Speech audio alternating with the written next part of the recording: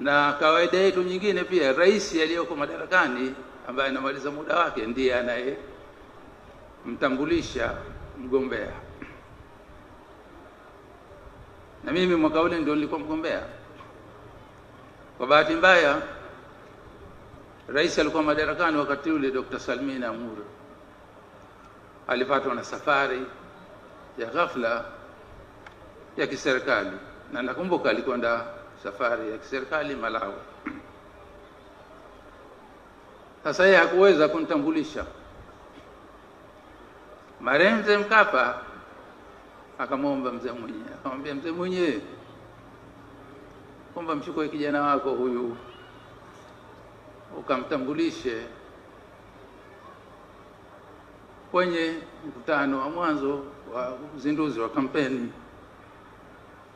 Tukaenda Pemba.